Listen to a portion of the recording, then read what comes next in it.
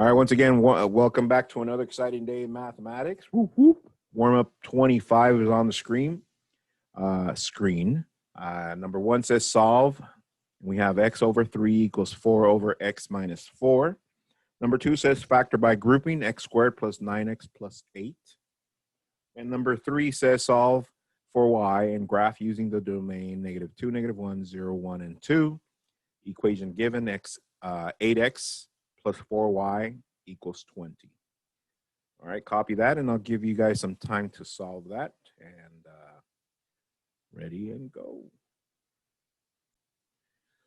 All right, once again, our agenda for today, warm-up number 25. We're looking at rational functions still, but remember we started with rational equations. And tonight's home plate sheet 10.7c, 1 through 8 only. All right, your asynchronous code is HZB7X. HZB7X. HZB7X. Now, on your asynchronous assignment, I included a toolbar for the warm-up. I included a toolbar for the agenda. I want to see that you're taking notes on the agenda. I included a toolbar for the Frere model. And I included a toolbar for 3 more screens that are blank. And that's what we're going to be doing today. I'm going to give you some work. And then those, you're going to submit on those 3 that are blank. All right. So your previous home play, pages 459, 460, numbers 3 to 6 only. Go ahead and submit those on Canvas, please. Do that right now. And once you're in there, you're going to see that in Canvas, you're going to see the play sheet 10.7c under the same module of quadratic equations, on the module rational equations. Rational equations, you're going to see the play sheet at the bottom of that module. Go ahead and do that right now, and we'll get started as soon as you're done.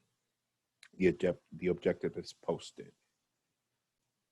All right, so our objective for today, I can solve rational equations. Like I mentioned, we're getting into functions, but before that, I'm making a pit stop to get us closer with equations. By now you should know the definition, yes? Okay, get a Frere model going. Give me a definition in your own words, one example, one unexample, and a hashtag, without looking at your notes. I'll give you time for that. Copy and go. So, should have got that done by yourself. Pretty simple. And just to recap, I give you guys steps. Is that correct? Yes, Mr. Q. So some of the steps that I gave you for solving rational equations. Step 1, it said when the rational equation is a proportion, cross multiply and solve. Okay, we got that. And I don't know if you guys noticed on the home play from the previous time, there weren't any proportions. Do you guys notice that? Yeah? Okay, good. Because I want you guys to practice the next one, which is, if it's not a proportion, we find what? The least common denominator. And then from there, multiply the entire rational equation by the LCD. And finally, simplify and solve. So pretty much that's what you did for your home play, the last 3. Tonight, you will have some proportions in there. I included some of those, okay? And then from there, we talked about something called extraneous solution. And what did we say extraneous solutions were? Well, if the solution to the rational equation is an excluded value, then it cannot be a solution. Now, on your home play, I know the home play did not ask for you to identify excluded values, but what did I ask you to do? Yeah, to identify the excluded values. Hopefully, you saw that some of those solutions were not solutions because they were part of the excluded values. All right, so with that said, here's the first blank screen that you're going to see on your asynchronous assignment. So for this blank screen on your asynchronous assignment, we're going to label this example Q. Example Q. So do that on your paper. Example Q. Right now, we're not going to solve a rational equation. I want to just do the first step not the first step, the step in regards to identifying common denominators, because some of you are still struggling with that. Hopefully this clarifies. So instructions, identify the LCD. Does everybody know what LCD stands for? Yeah, least common denominator. All right, so let me give you a rational equation. Let's do 5 over x squared plus 5x plus 6 equals 1 over x plus 3 plus, give me a number.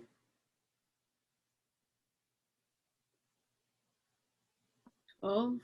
Okay, 7 over x plus x plus 2. All right. So notice that they're not asking us to solve this. All we want to do is identify the common denominator or the least common denominators. So I'm going to do, from the process I gave you, I'm going to do step 2, which is identifying the least common denominator. So I'm going to write denominators. I want to do that work over here. So what are my denominators? Well, the first one is that. And I have x squared plus 5x plus 6. What is my other denominator? X plus 3. What is my other denominator? X plus 2. All right.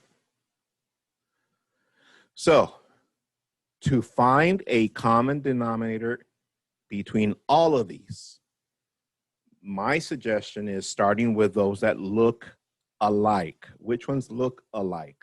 X plus 3 and x plus 2. Okay, so the question is, can we make x plus 3 make it look like x plus 2 by multiplying? Remember, we cannot add or subtract to a denominator. We can only multiply. You're saying, no, Mr. Q.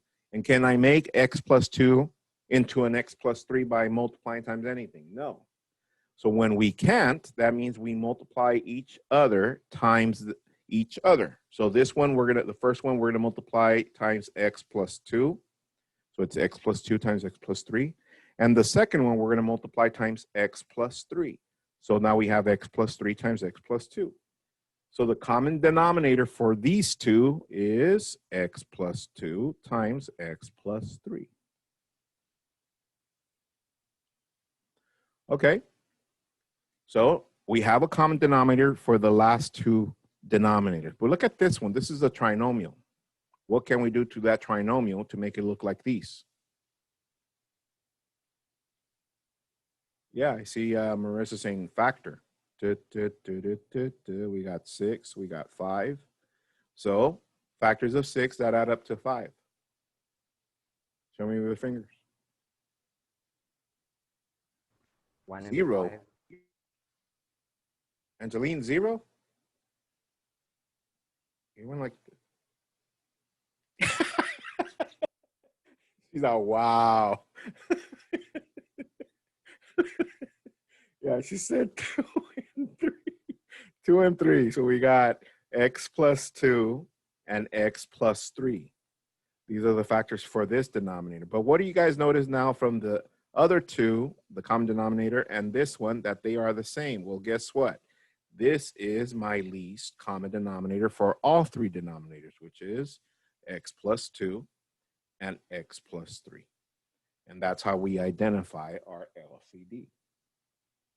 And the rest should be, the process, just follow the process. If we were to solve, I would multiply this times all the equation and so on. But we're not going to do that for this one.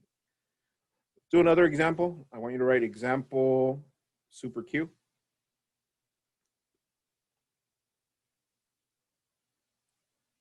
All right. Here we go. Let's do 1 over x squared plus 10x plus 16 equals 2. 3 over x plus 1 plus 5 over x plus 2. All right, just find me the least common denominator. Let's see how you do that. I'll give you some time. Copy that and go. And then I'll come right after and show you the work to make sure that you got it. Don't solve it, just find the least common denominator. Ready, go. Let's see how we did. So to identify the LCD, we need the denominators. We need x squared plus 10x plus 16. The other one is x plus 1. The other one is x plus 2. And I said start with the ones that look alike, which are these and this. Since they're not the same, and we cannot multiply to make them look the same, that means we multiply them times each other. So this one is times x plus 2, and this one times x plus 1. So my common denominator for these two is x plus 1, x plus 2. Hands if you got up to right there.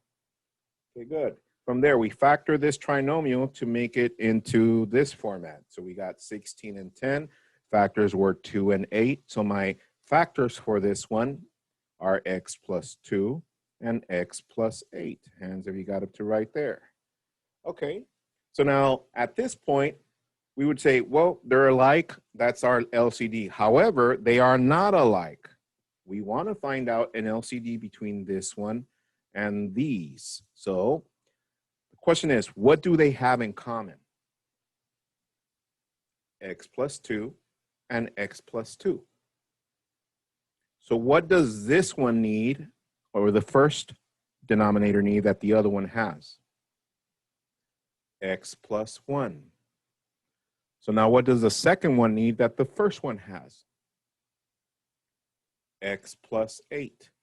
And now we have a common denominator for both. So my LCD is x plus 1, x plus 2, and x plus 8.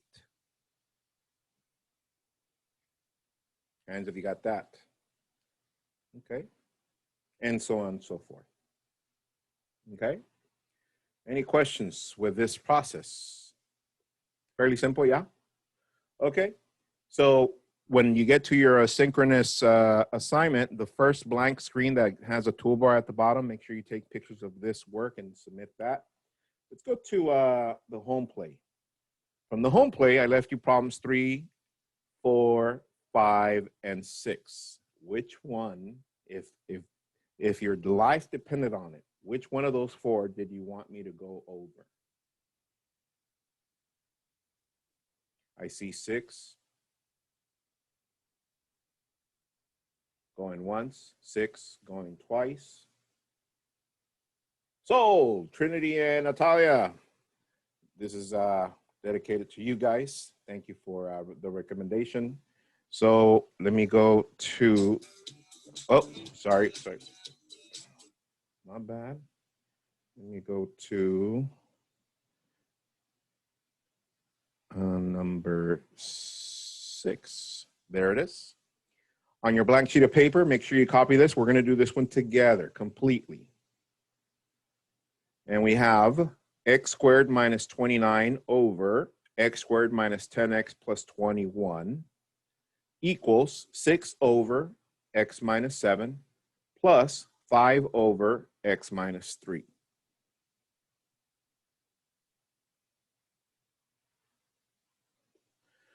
All right, I am going to include this on the video for YouTube in case you want to revisit this. However, I'm probably going to go over another example that I am not going to include on the video, just one of these from the home plate, this is a good one. Appreciate it. And then, so yeah, and I'll stop the video from there. All right, here we go. We need to solve this. The first question that you need to ask, is it a proportion? What do you guys say?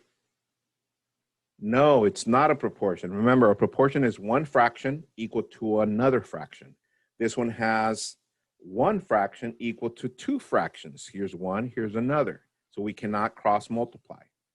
So at this point, we need to identify the LCD.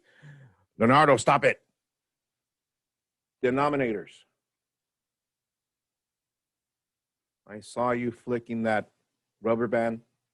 All right, so let's write our denominators. We got x squared minus 10x plus 21 The other denominator is x minus 7. The other denominator is x minus 3.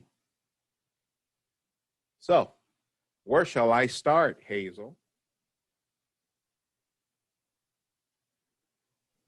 Multiply the ones that look most alike. Yes. So what would be our common denominator for those two? X minus 3 times x minus 7.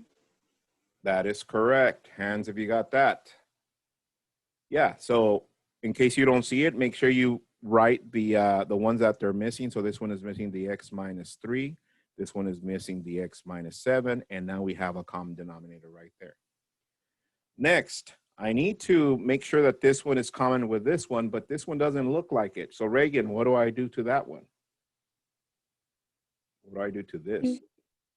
You factor it. Factor it. So I have 21 and negative 10. So what factors of 21 add up to negative 10, Reagan? 7 and 3.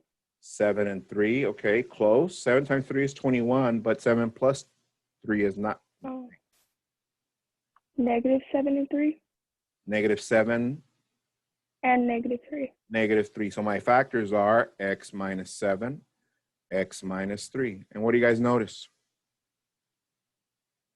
That they're the same from the other common denominator. So that means that this denominator and this common denominator for the other two is our LCD, which is x minus 3, x minus 7.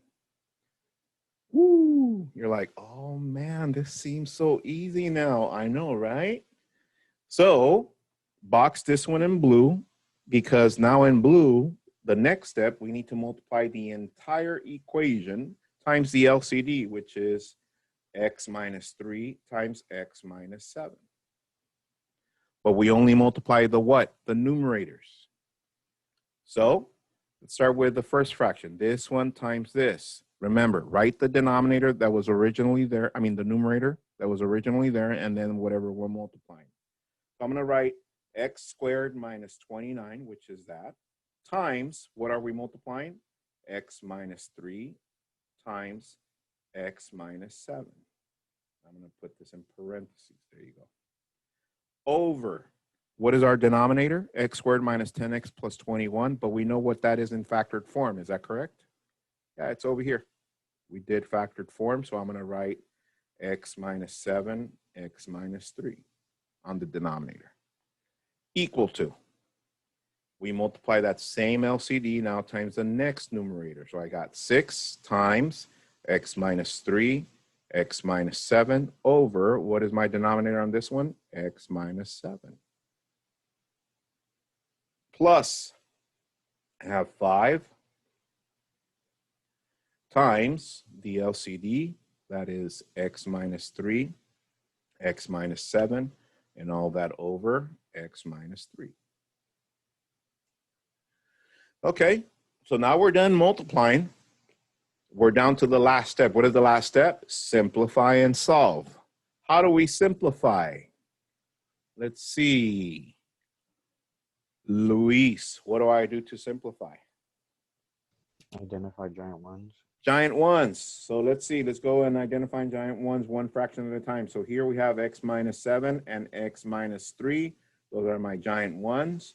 And that leaves us with, we bring this down, which is x squared minus 29 equals. Giant one on the next fraction is x minus 7 and x minus 7. That leaves us with 6 times x minus 3. So we distribute. That leaves us with 6x minus 18.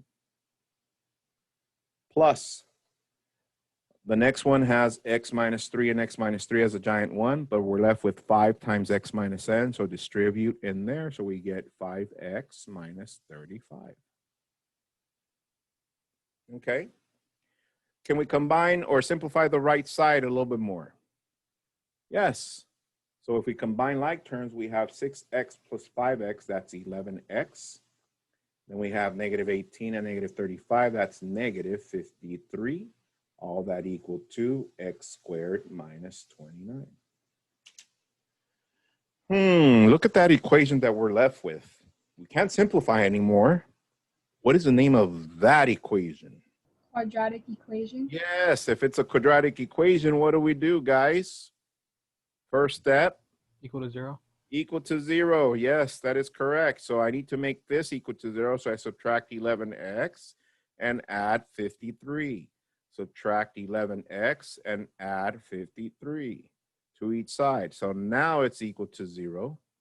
I bring down the x squared, bring down the negative 11x, combine 53 and negative 29, that's positive 24.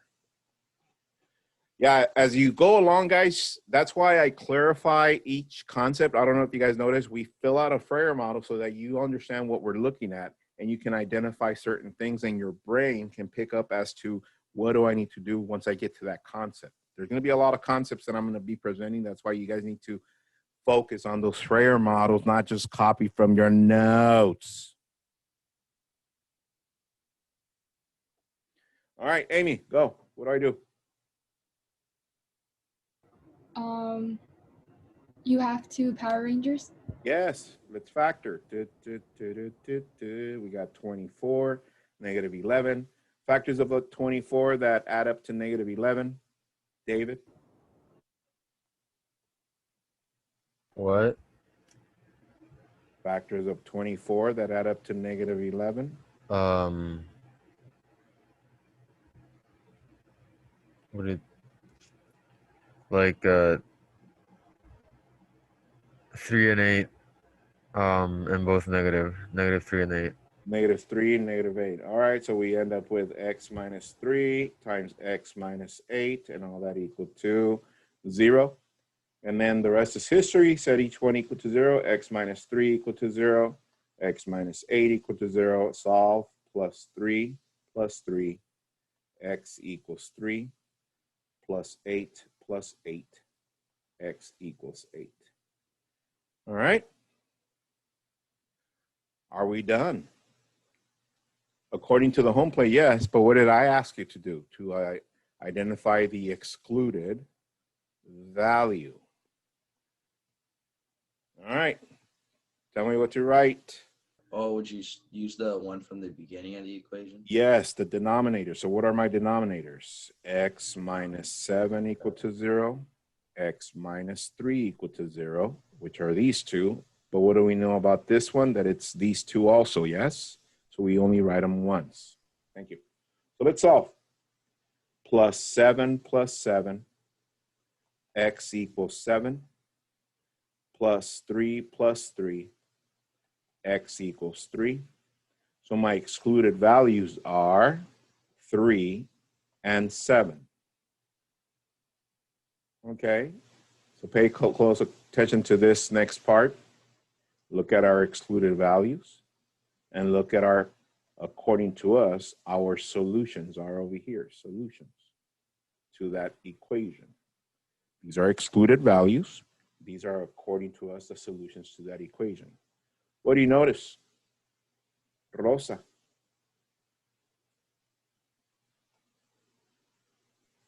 That 3 is one of the solutions and an excluded value. So 3 is an excluded value, but it's also a solution according to us. Could it be both? No.